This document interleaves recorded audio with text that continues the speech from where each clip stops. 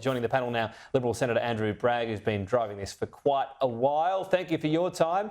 Just want to clarify on this, sort of the latest numbers you have. The first year, if you win government, how many people would qualify for this scheme, and what modelling have you done on how it would affect house prices? Well, the overall position here is that we would reduce permanent migration, and we want to more finely calibrate the ratio between the amount of people that are coming into the country compared to the amount of houses that are being built. So if you look at the last year, you've seen 600,000 people come into the country and only 170,000 houses built. It's making a bad situation much worse. So we're trying to reduce foreign demand for Australian housing here. But on the super policy, the superannuation policy, accessing super, in that first year, how many Australians would be eligible to use that, and what would it do to house prices? What modelling have you done on that? Yeah.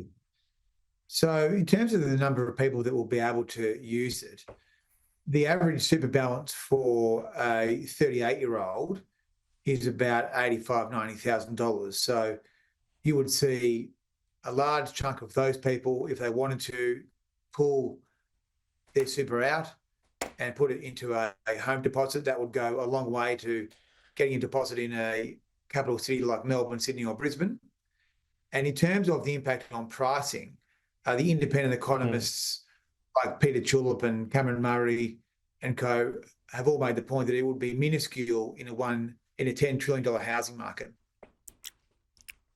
Well, perhaps. I mean, what you say there in terms of how many people, large chunk, doesn't sound too scientific to me. You're going to have figures on how many, and then what modelling. You have to do some modelling on house prices, even if you say it won't do much. Because remember, a lot of these people will probably be buying a similar value of house as well, so concentrating them on one sort of area.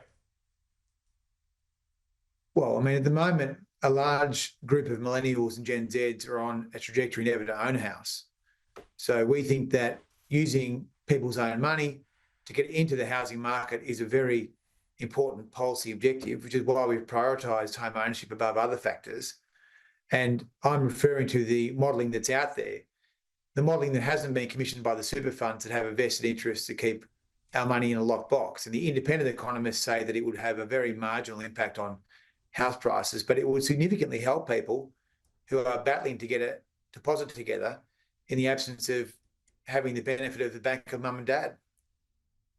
Andrew, can I ask you to clarify something the Shadow Treasurer told the Press Club last week? He said on this policy, Australians deserve the opportunity to use their super for every possible investment that's available. So if I'm looking at this policy and the coalition is elected, can I take my super out and put it into Bitcoin if I think that's an investment? Well, at the moment, our policy is calibrated only for housing. So he was wrong at the Press Club last week. Well, the superannuation idea is very paternalistic, and it assumes that Australians cannot look after themselves. I've never agreed with that. The reality is that the key determinant for your success in retirement is not your superannuation balance, it is your home ownership status. So we are prioritising home ownership over superannuation because we think that's the best guarantee of a safe retirement. Would you like to see, personally, I think I know the answer to this, compulsory super scrapped altogether? You don't believe in Paul Keating's idea? Well, that's not our policy. But what do you believe? Well, I'm a member of the Shadow Ministry, so I am a supporter of our policy, and our policy is to allow Australians to take $50,000 of their own money for superannuation, and that's currently being looked at by a Senate inquiry which has recommended expanding that policy. Right, and just to clarify, I wasn't quite sure I got an answer. Could you pull it out and get Bitcoin if you wanted? That's not our policy, no. Not your policy. Okay, so it'd have to go specifically into a house is the only way to do it, in your first house. Well, you can't live in a Bitcoin. Well, I don't know. But Angus Taylor said it was any possible investment, every possible investment. He didn't specify housing.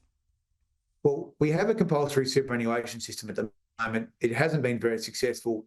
Most people are not being able to live in retirement off the pension. Most Australians will always be on the pension, even as we get into the back end of this century. And our policy at the moment is to open up super for housing. That's the current confines of the policy. All right, Andrew Bragg, we'll leave it there.